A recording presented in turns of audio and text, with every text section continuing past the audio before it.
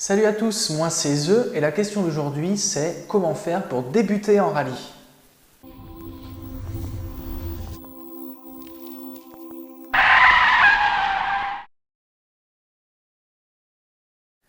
Donc la première chose dont il faut s'occuper, c'est une licence. Comme dans tous les sports, pour pouvoir faire du rallye, il faut prendre une licence à la fédération, notamment pour être assuré en fait.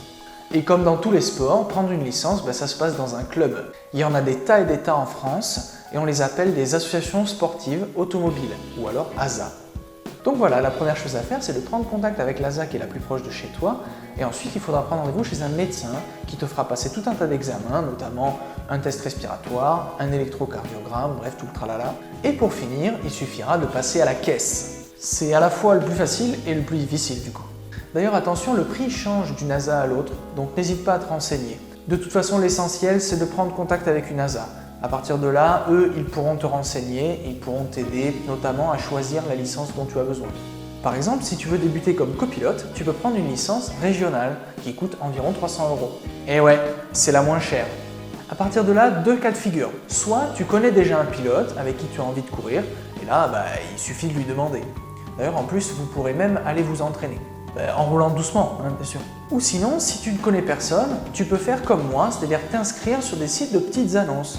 J'ai mis plein de liens dans la description. En fait, il y a toujours des pilotes qui cherchent des coéquipiers pour des tas de raisons. Dans tous les cas, la tradition veut que le copilote participe à l'inscription. En général, c'est la moitié. Mais rien n'est obligé, donc arrange-toi avec ton pilote. Quant à ce que tu devras savoir faire quand tu seras copilote, je te donne rendez-vous dans les prochaines vidéos pour t'expliquer tout ça.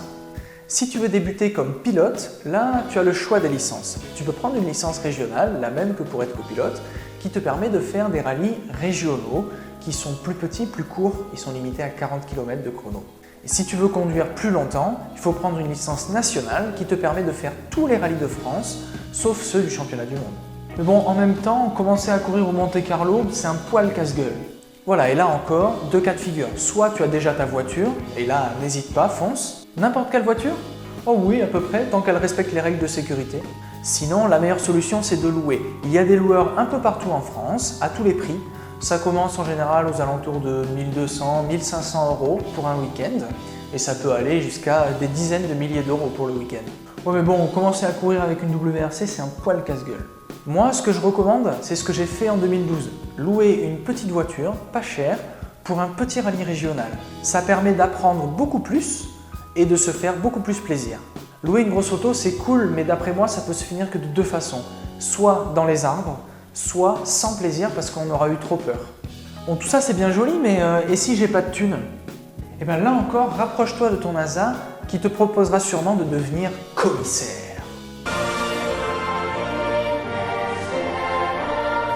La licence coûte aux alentours de 60 € et elle est souvent remboursée à ceux qui font plusieurs épreuves dans l'année.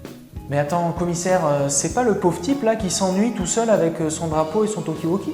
Si, c'est lui. Bon, c'est sûr, c'est pas le poste le plus facile dans les rallyes, mais moi je suis commissaire depuis 2010 et il y a plein d'avantages, hein. On est aux premières loges pour voir la course, on rencontre plein de monde, et puis en plus on est nourri et logé.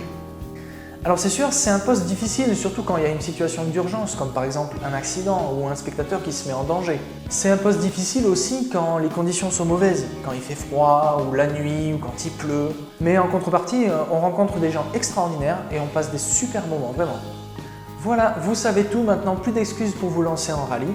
Je vous remercie d'avoir regardé cette vidéo jusqu'à la fin, j'espère qu'elle vous a plu. Si c'est le cas, n'hésitez pas à la partager à tous vos copains, surtout ceux qui ne connaissent pas encore le rallye. Et quant à moi, je vous dis à bientôt, cordialement.